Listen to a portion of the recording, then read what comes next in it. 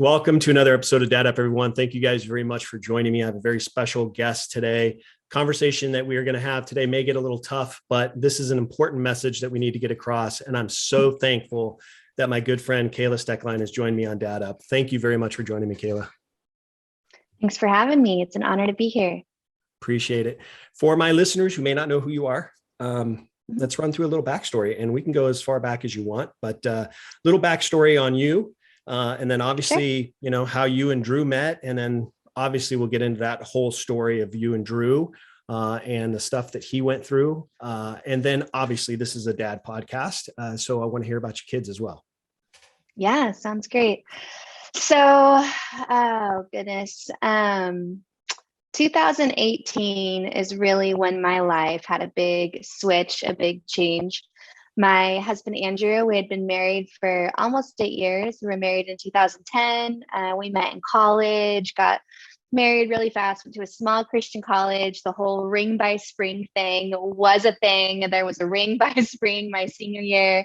Got married really young. I was 21, he was 22, and we hit the ground running in ministry. And life threw some really hard, fast curveballs our way, kind of right away.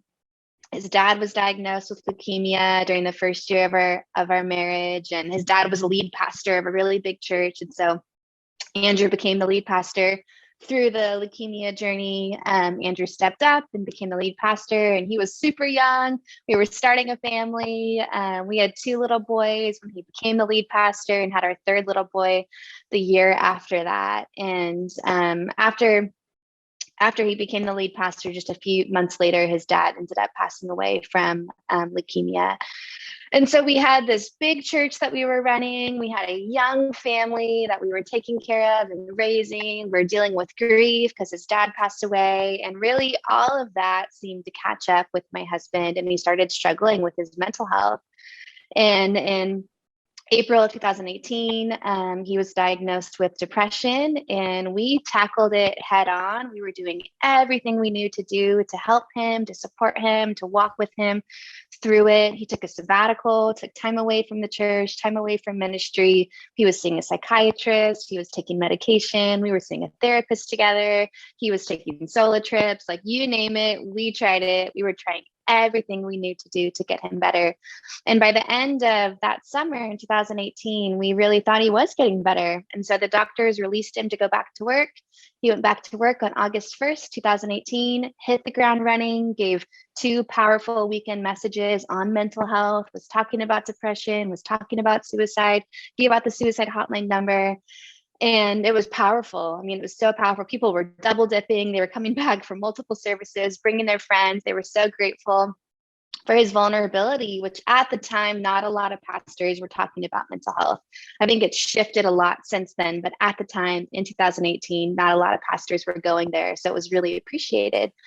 And unfortunately, the following week, Andrew had told our staff and told our family that his mental health was at about 65%, that he wasn't back to 100%. He was hoping to ease back into ministry over time. But if you know anything about ministry, you can't really ease back in. It's very difficult to ease right back into ministry. It's kind of a full on thing. And so as he was easing back in, he had a really hard day at the office. And unfortunately, his mind was still broken. His mind just wasn't fully able to process some events that happened that week. And so his mental health took a turn for the worst. And it was a big enough turn for our staff and our family and our board of directors to kind of say, whoa, like he's not okay. Maybe he went back to work too soon. Maybe he needs more help. And so the following day, while we were away from him for just a little bit, trying to get him the help that he needed, he attempted suicide. And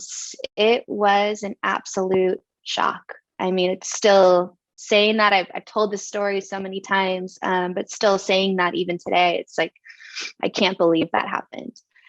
And he was rushed to the hospital, and God gave us the gift of one last day with him. We were able to hold him and cry with him and sing over him and pray over him and say goodbye to him. And so on August 25th, 2018, he took his last breath. And with that, I took my first in this life I never saw coming, as a single mom of three little boys who were 2, 4, and 5 years old at the time, and as a widow at 29 years old.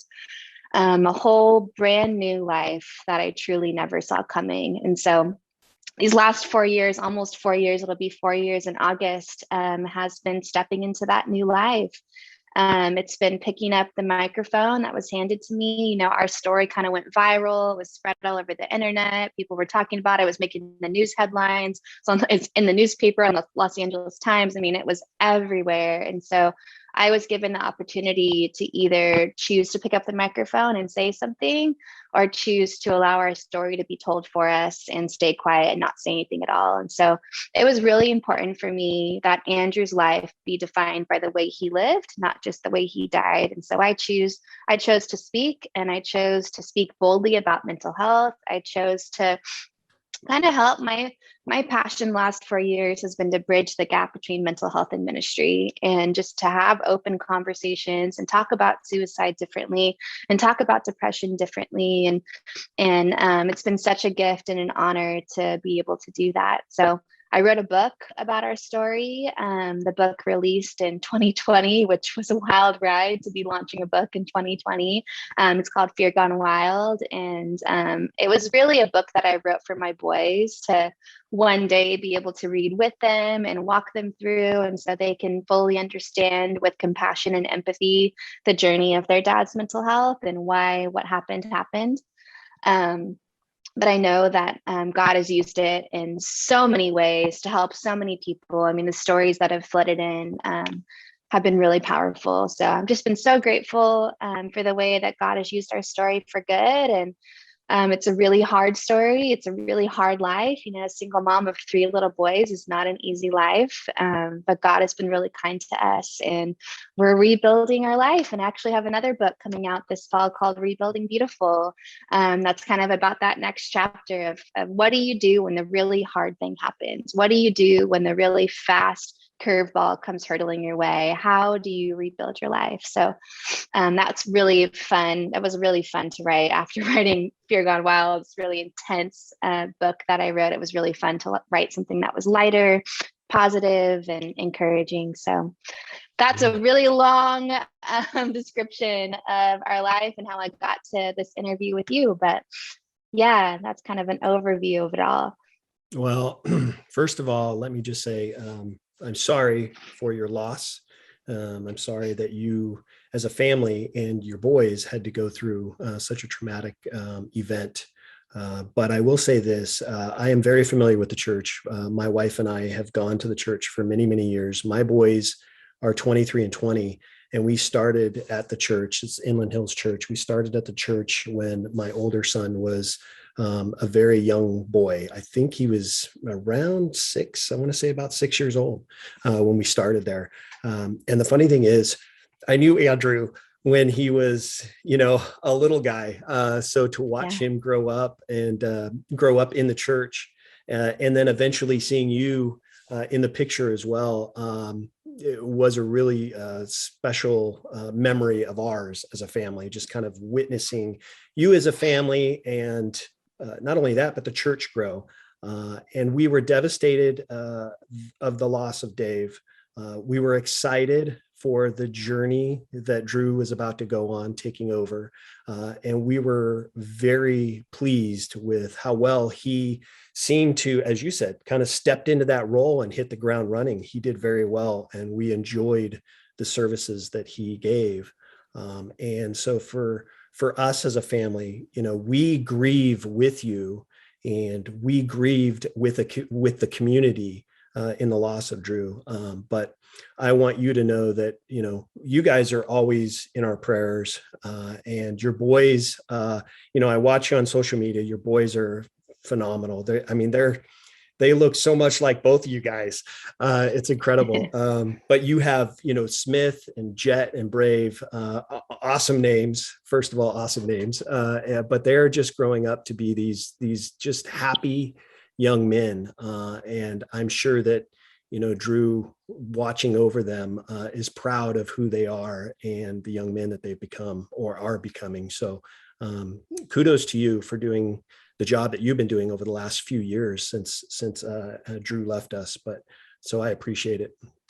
Let me ask you this, kind of being raised in a church and having the relationship that you have with God and your faith, for somebody like you to go through this experience, was there a time that you questioned your faith? And what advice would you give to maybe parents? I have, believe it or not, this is a dad podcast, but 60% of my audience is dads and 40% is women. So this podcast is really for parents. I guess, were there a time that you questioned your faith? And then what advice would you give to maybe parents that may be struggling through a traumatic experience like this and starting to question faith and God, asking God, why did you let this happen? That kind of, of questions go in our mind. So what would your advice be for that? I think you can't walk through an experience like that and not question your faith. Trauma, suffering, tragedy, all those things make us wonder, make us look up and ask, God, how could you have allowed this to happen? Even tragedies like last week in Texas at the, the school shooting, it's like, it makes us look up and like, why would a good God allow something so tragic and so horrific to happen? And so it's been, I would say the last 4 years for me has been a wrestling with my faith. It's been a wrestling with God. And it was a wrestling with God before Andrew died. Before Andrew died, I was wrestling with God and asking God, why are you allowing this depression? We've already been through so much. Our family's already been through so much. Why are you allowing the panic attacks? Why are you allowing the anxiety? Why are you allowing the depression? And then ultimately, like, why did you allow the suicide to be filtered through your hands? I mean, it was something that God could have stopped and he didn't. And I don't think it was God's plan A for Andrew's life. But I think a lot of the time when really hard things happen, it makes us question everything. And so, my faith journey the last 4 years really has been this wrestling with God. It's been asking God the hard questions. It's been approaching faith differently. It's been approaching prayer differently. Sometimes my prayers, I get out of bed, I throw my hands in the air and I say, God, help me get through another day. Sometimes my prayer is sitting on the couch in the morning and I have my journal and I'm so grateful and I'm crying because I'm so grateful. Sometimes my prayer is laying on the floor with my face on the ground and I'm weeping because my life is so hard. And it is a constant, like back and forth, like, I trust you, God. I love you, God. I can see you in this, God. And then the next day, where are you, God? Why aren't you fixing this, God? Why is this so hard? And so I think normalizing that, that it's not this like, I see God and I'm with God and my faith is so like deep and wonderful all the time. Like, that's not true. I think for all of us, our faith journey is this back and forth, is this like any kind of relationship, it ebbs and flows. It's not always high highs all the time. And so I would say, these last 4 years, I've really been able to get honest with God. I've been able to get honest with my faith. And there have been times where I've questioned, like, should I walk away from this whole thing? Does this fit? How do I fit into this whole faith thing now that Andrew's gone? How do I fit into this whole faith thing now that I'm not doing ministry full time as a pastor's wife? How do I raise 3 boys to know God? How do I find a church after being a pastor's wife? I mean, honestly, I still haven't found a church. It's been really difficult. And for many people that maybe are listening, that COVID was the great shakeup of going to church, and you've maybe struggled too in finding a church. Like, it's okay if it takes you a while to get back into church. I want to normalize that too. Like, it's okay if it takes some time. It's okay if it takes visiting 100 churches to find the right church for you. And really the last 4 years, we've been doing that. We've been church hopping and we thought we found our church, and then COVID happened, or watching church online. And so I still value church tremendously. I still think it's really important to raise my boys to know God. And I think going to church is part of that and a huge part of that. And I don't want all the pressure on myself as a single parent to have to integrate that into our lives. And so having the camps and having the youth group and having that experience is so important for them. And I want that for them. And so we're trying our best to get back there. But yeah, I would say the biggest takeaway for me the last 4 years is that, trusting in God and doing life with God is something that's like constantly evolving, and that God can be found other places than just the church. Even though the church is so important and I want to get back into it and I want to get my boys there, we can encounter God everywhere. I think that's been the biggest takeaway for me in my journey, is that, it was like God went from this little box and this little tiny God to like, oh my gosh, God is everywhere. I remember those first few weeks after Andrew passed away, like literally pulling my car to the side of the road because there was a rainbow in the sky and I needed to stop and stare at it. I remember driving down to the beach and sitting on the sand and staring at the ocean and being just overwhelmed at the vastness of God. I remember all these things happening, all these doors opening, all these opportunities coming my way in those first 6 months, and looking up at the sky and knowing it was only God.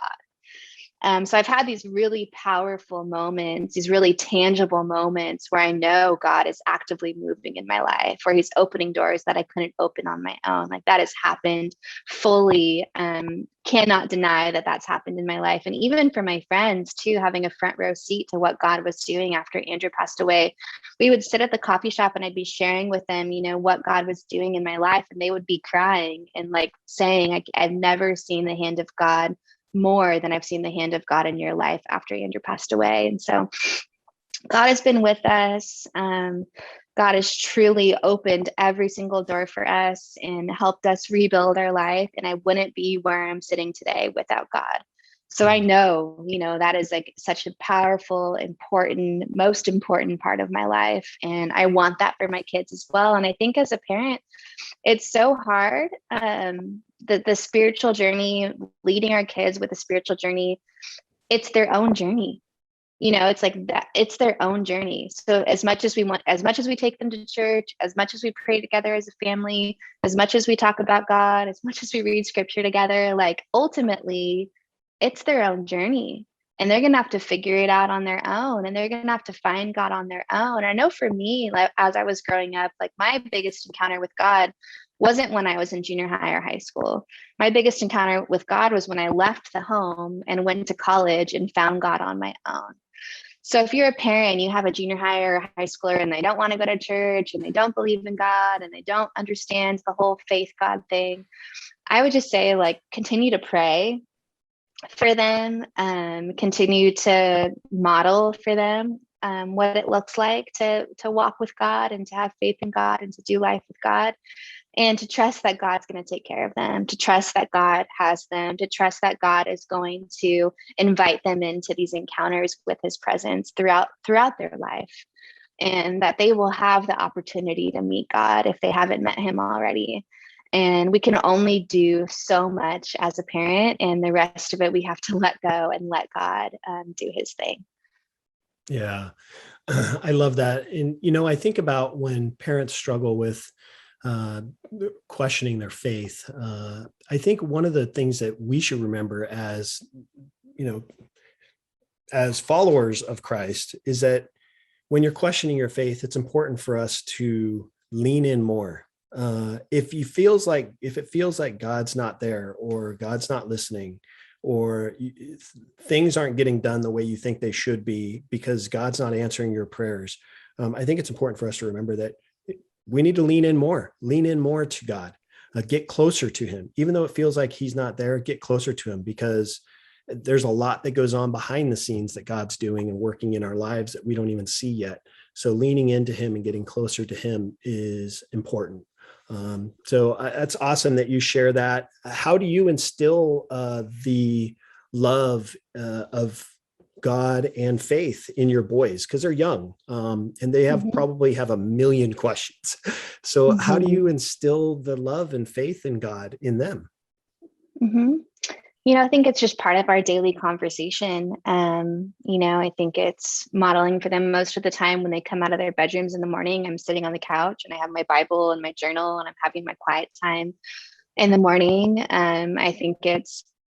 I think it's loving people really well. I mean, that's like the greatest commandment that Jesus left us with, is to love others, and I think that that's the biggest way that we can model faith and model love and model God's love for our kids, is to be decent human beings and to be kind to people and nice to people and love people and teach our kids to approach people that way. When my kids have a problem with somebody at school, or I feel like someone at school or someone at the skate park or someone on the soccer team is being rude to them or unkind to them, I try to approach it in a loving way and tell them, like, you have no idea what your friend is going through at home. You have no idea what maybe they are going through on their own. Like, you have no idea what their whole story might be. And so we can always be compassionate, we can always be kind, we can always be loving. And if they're being really mean, go tell the teacher.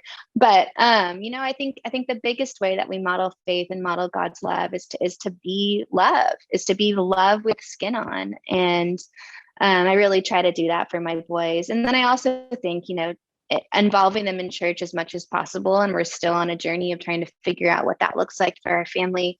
But I think that that's a huge part. I think it's a team effort. I think it's too much for parents to do on their own. And some of my best memories are from growing up in youth group growing up. It's from going to the Wednesday night youth thing. It's from going to the summer camp at Hume Lake. It's doing the really fun youth things, church things growing up. And so I think it's a partnership with the local church. It's a partnership with community. It's being in a community of people that love God too. And so you're not the only one that's just dripping faith, that's dripping loving God into your kids' lives. Other people are dripping that into their lives too. And I know family members are doing that for my kids. I know friends are doing that for my kids. I know I'm not the only one praying for my kids.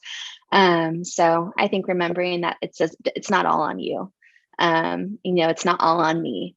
And I try to do the best I can to model what I can. But I have to also involve other people, and it's really a group effort to teach my kids what it looks like to be in a loving community, and to follow God and to trust in God in the everyday. Yeah, it takes a village, right? Mhm. That's what we always say with parenting. It takes a village. I want to ask you, thinking back to memories with Drew, what's one memory that sticks out to you that I don't know, was a special memory? Can you think of one? There's probably many, but what's one in particular that sticks out to you? Hmm. The One of my favorite memories, that was kind of one of the last memories that we made together. We had taken a 2-week road trip, just the two of us, after that summer sabbatical. It was during that summer sabbatical where he was taking time off work and he was wrestling with depression. It was just a few months before he passed away, and didn't even know that that was coming. And we had taken this 2-week road trip. We went to Park City, Utah, and Andrew really wanted to go off-roading. He was like talking about it the whole time. He really wanted to rent one of those little dune buggies and go off-roading. And so we did. We found a place that had him, and we showed up and we got in the little dune buggy, and he was so excited, and we took off into the mountains, and it was the most beautiful day. I mean, breathtakingly beautiful day. It had been a really hard summer walking alongside somebody that's struggling with their mental health. I mean, it was really, really hard. And so it just felt like this day sent from heaven. It was like the most beautiful day. The view was beautiful, the big green mountains covered in trees. It felt like heaven. I remember saying to Andrew, like, this feels like heaven. Like, it was That's cool. so stunning. And he was so happy. He was so happy. He was laughing. He was having fun. He dropped me off a couple times so he could go back and zip through these big mud puddles, and like big splashes of water were coming up, and he was getting soaked from head to toe. And he was just having a blast. And it was the happiest that I had seen him in a really long time. And it was just such a special, precious, treasured day, a day that I will keep close to my heart for the rest of my life. And I'm so grateful that God gave us the gift of that road trip, that He gave us the gift of that really, really good, really, really special day. And I actually got to take my boys back to that same exact spot. We Oh, actually ended up cool. in the same exact dune buggy. The second Father's Day, after the second year after he had passed away, we took a little road trip to Idaho, and we stopped at that same place in Park City and did that little dune buggy ride. And I was able to talk to them about that really special day with their dad. So it was really, Oh, really cool to be able to do that for Father's Day just a few years after he passed. oh, that's awesome. That's awesome. Yeah, you could never go wrong getting into a dune buggy and just tearing through and not having a care in the world. Yeah, my family and I went to Hawaii last summer, and we did that in Hawaii. And it's a lot. You get dirty, but it's a lot of fun. Mm-hmm. That's awesome. That's a great memory. That's a great memory for sure. I want to talk a little bit about your book. And just have just a general question. Your book, Fear Gone Wild. What was the mission behind the title and the book? What was the mission behind it? Mm-hmm. Yeah, so the title, as I was researching what to call the book and trying to figure out what to call the book, I came across this definition of panic attacks, and the definition was fear gone wild. And Hmm. I just was like, whoa, that's what happened. That's what I feel like happened. That's what I feel like happened in Andrew's mind. That's what I feel like happened in our home. That's what I feel like happens oftentimes when someone is struggling with mental illness, when they're struggling with their mental health.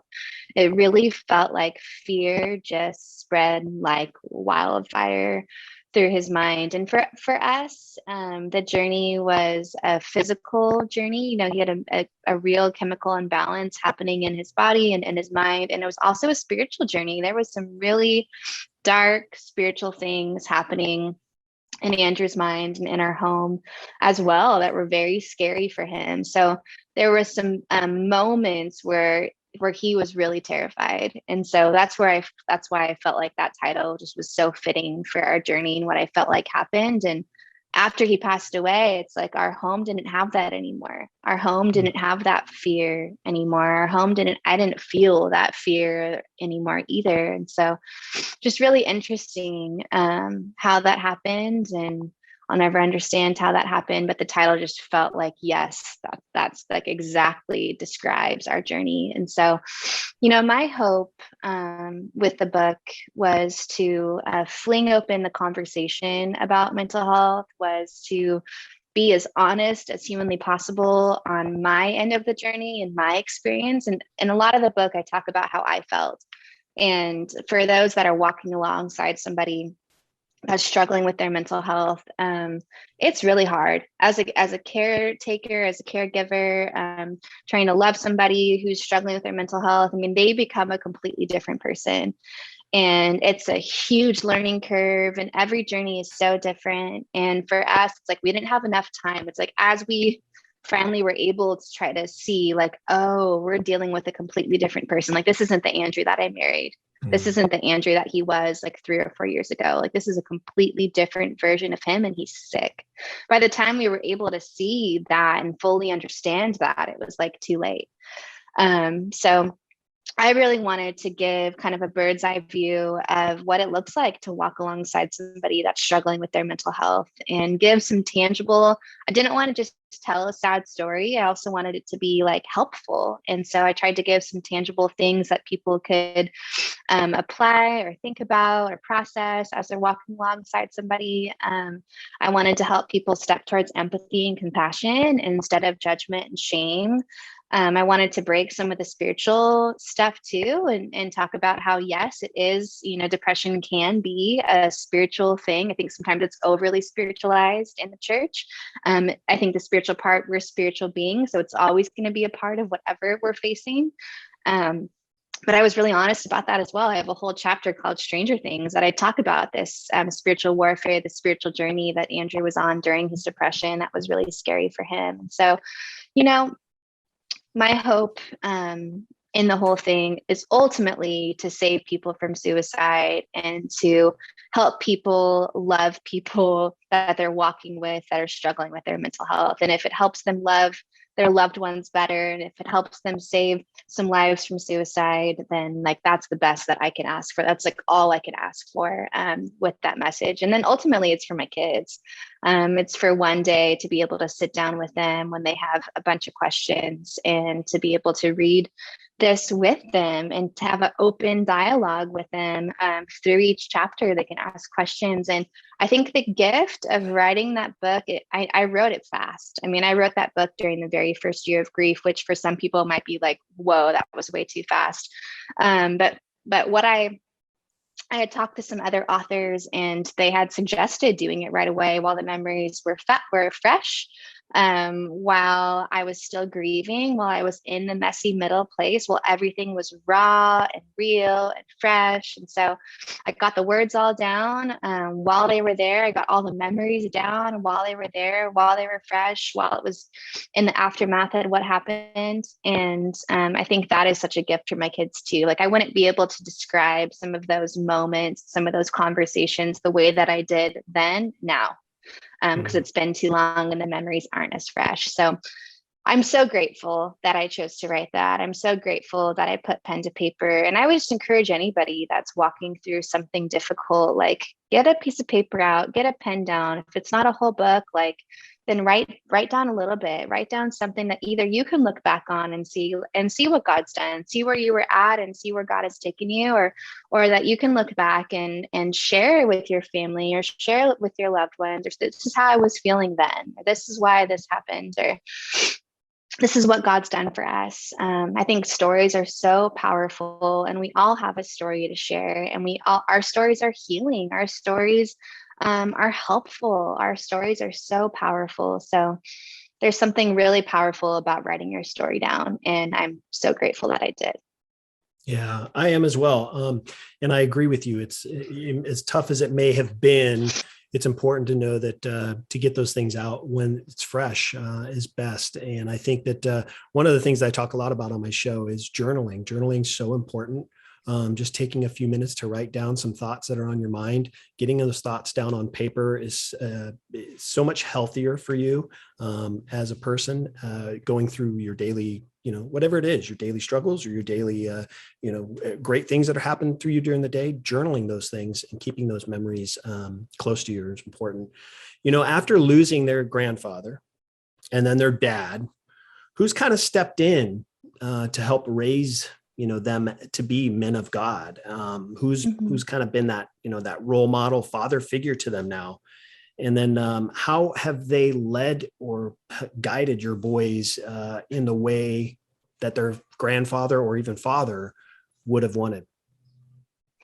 I think they've had a lot of people that have stepped in, and I think that those people are their uncle is a huge one. Their dad's brother.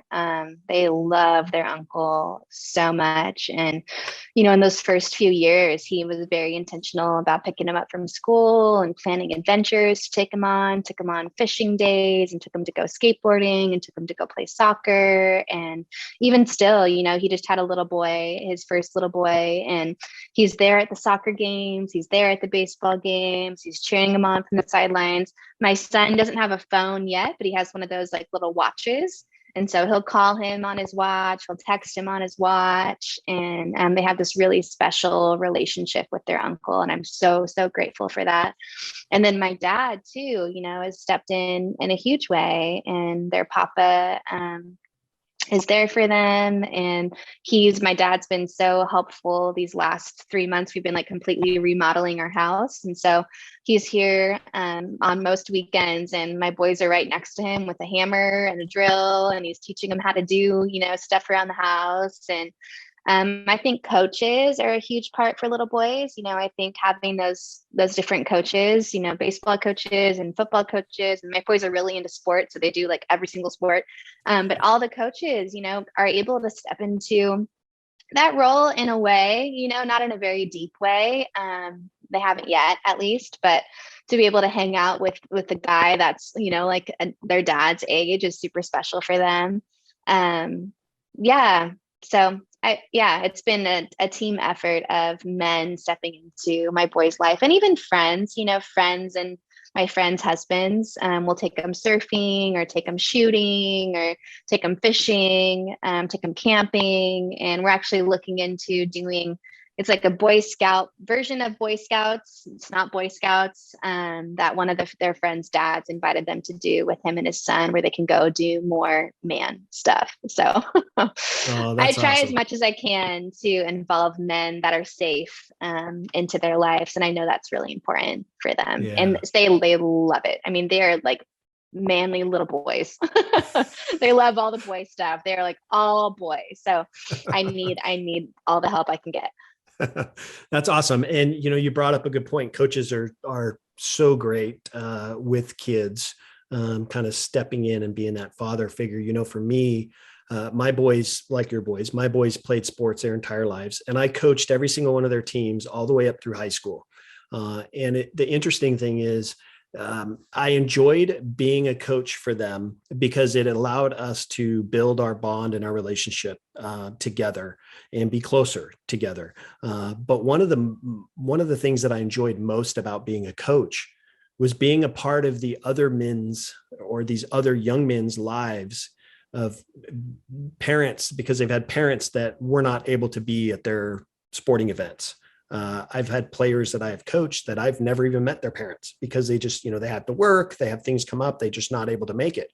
And stepping in as kind of that father figure to them. And the funny thing is, I've had players that have graduated high school and have reached out to me wanting to sit down and kind of talk about what they're doing with their life because they're kind of lost. I had one in particular just a couple of years ago, right before COVID. He had reached out to me because he was kind of lost in what he wanted to do after high school. And so we sat down and wrote out a game plan. I held him accountable. I gave him some books to read. I had him write some goals down. And then within 6 months, he was in college and looking to play football in college. So those kind of things, those kind of experiences, what I loved most about being a coach.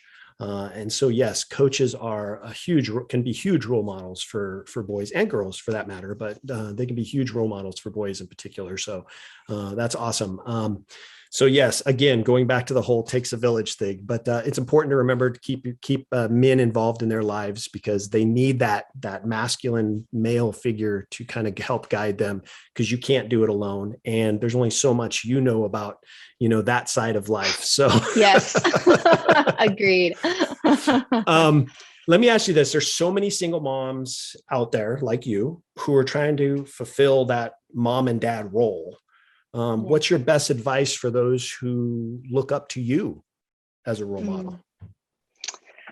I would say you can't do it all.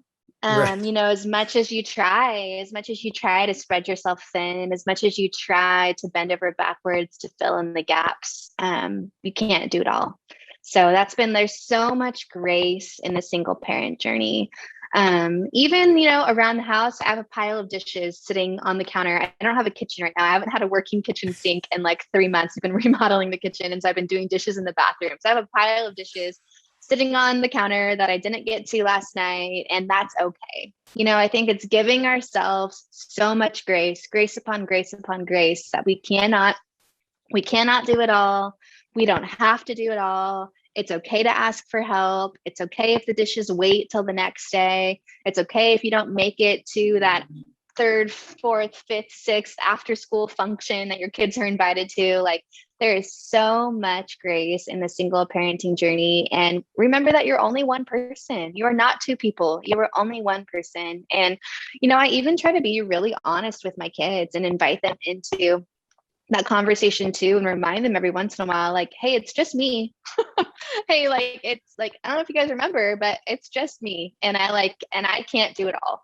So I think just being honest with yourself, being honest with your kids, and just having grace upon grace upon grace in the journey, and being willing to ask for help when you need to too. That even with the boys' sports, I had 3 little boys playing baseball, and it was just chaotic and nuts. And a lot of the times their games were at the same time on the weekend. And so asking family to be there so we could divide and conquer, because I can't divide and conquer as one person.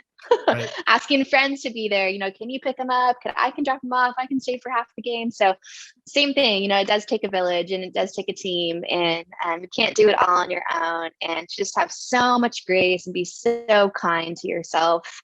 And I try to always remember that it's just a season, this season, especially with young kids, like it's just a season. And hopefully, I know it's not going to get easier, but it'll get different over time. And my boys will be able to be a little more self-sufficient as they get a little older. I'm not going to be running them around as much, but so much grace, be kind to yourself, ask for help. Those have been key things for me. Yeah. Two things that stick out in what you said there. Give yourself grace. Super important. I think too many parents in particular forget that. They feel like they carry the weight of their world on their shoulders, and to give yourself grace and do what you can do and do at the best that you can do, and put everything else aside. The second thing is not be afraid to ask for help. Sometimes people think that, well, if I ask for help, I feel like a failure, like I failed at something. Don't be afraid to ask for help, and people will understand. And the crazy thing is, as much as we are afraid to ask for help, people are willing to help.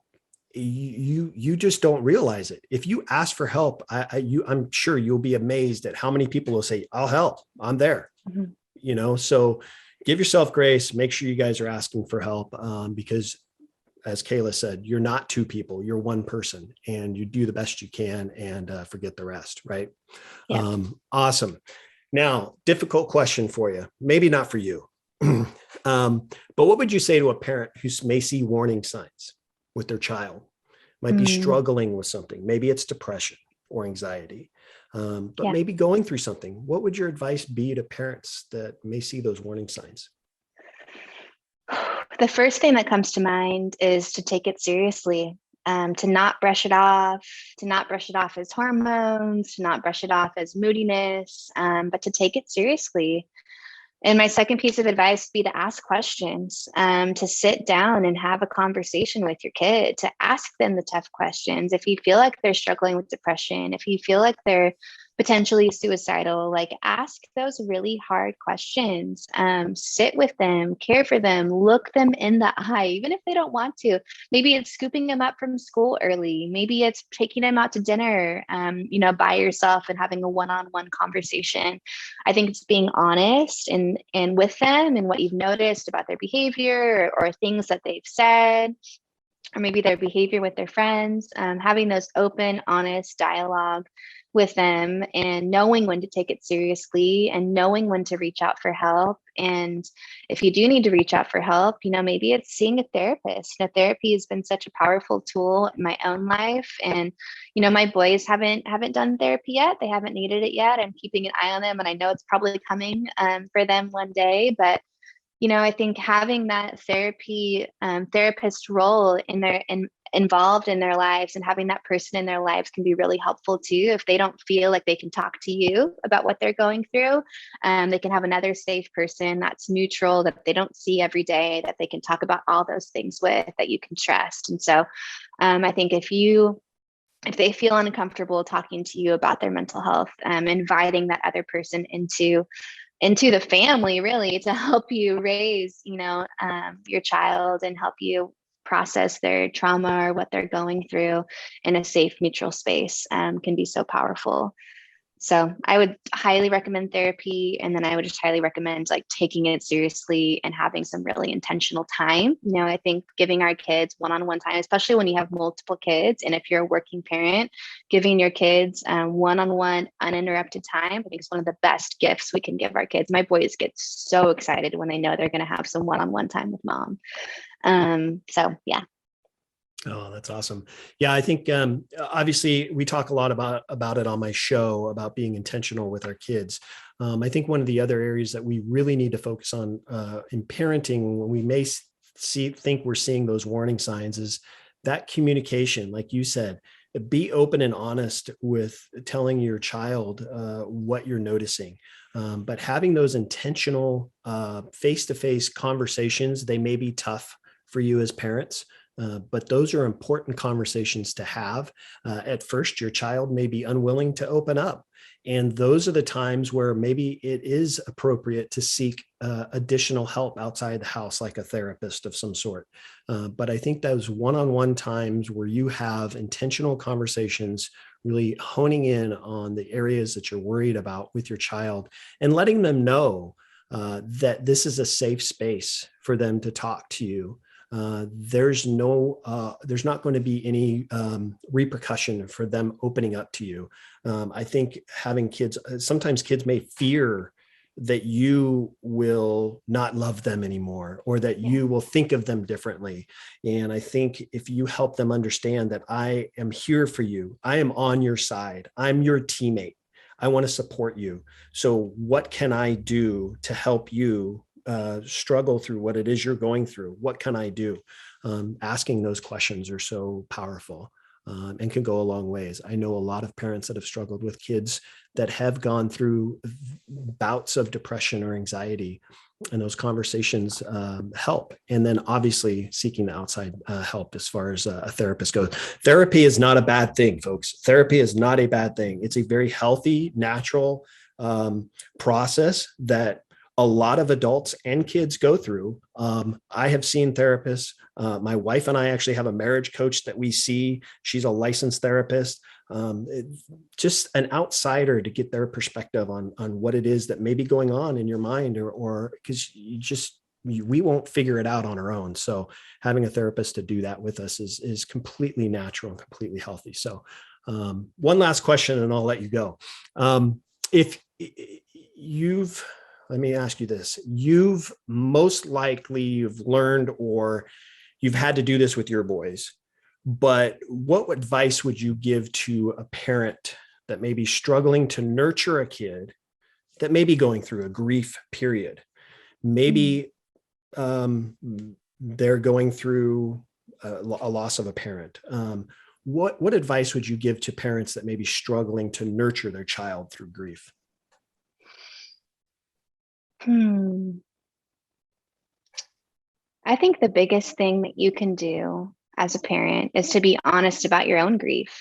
I think that's been one of the biggest gifts I've been able to give my kids, is to share with them when I'm having a hard day, is to invite them into my own grief journey. You know, if I'm inviting them into mine, they're probably going to invite me into theirs. And so you know, if I'm crying because I miss their dad, I tell them I'm crying because I miss your dad. If I had a really hard day and I'm like not okay when I pick them up from school, I tell them, you know, I was missing daddy a lot today and I had a really hard day and I'm like not okay.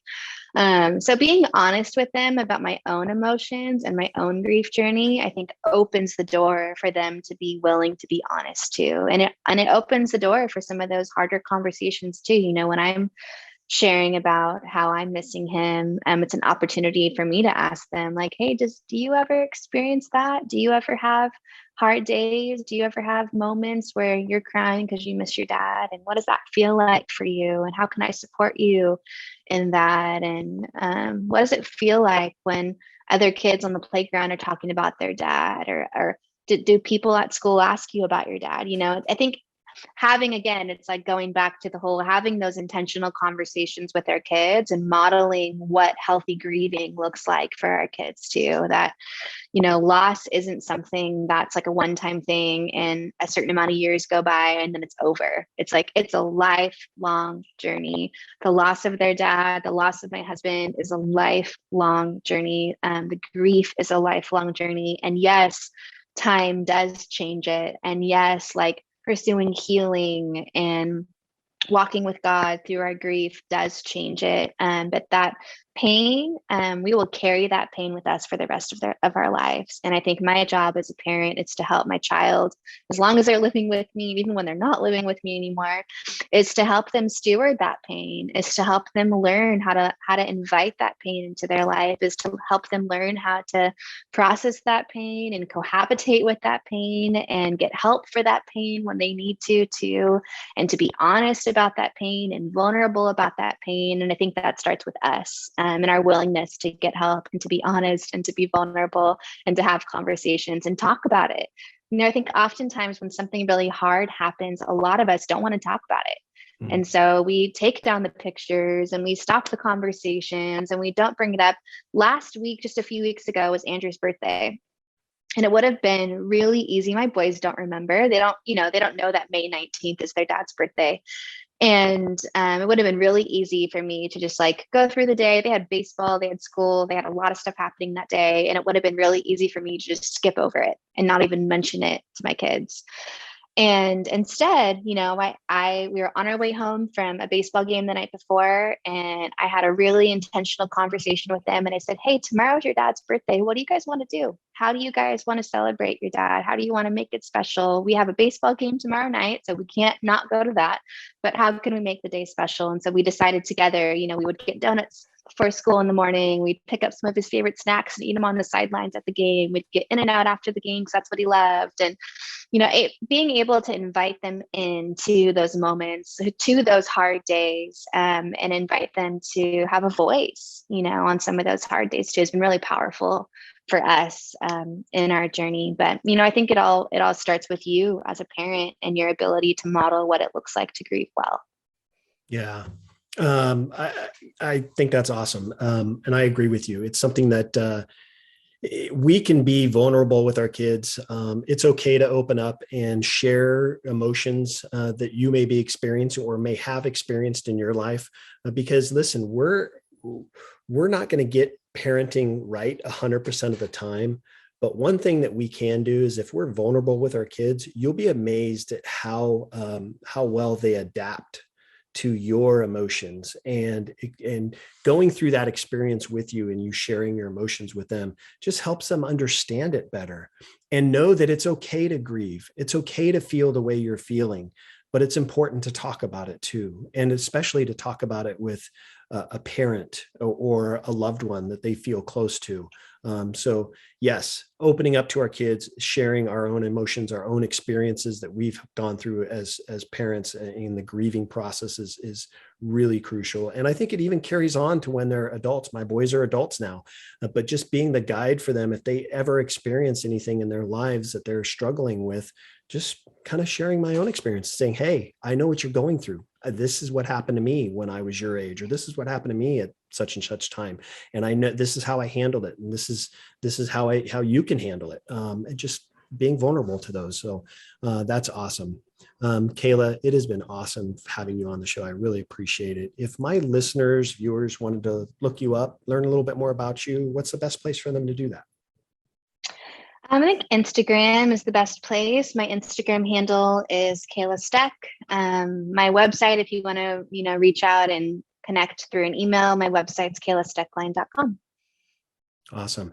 I'll make sure to put all that in the show notes, but I want you to know that my thoughts and prayers are with you and the boys as you go on in this new journey of yours, this new life of yours. But it's been an honor, a pleasure of mine having you on.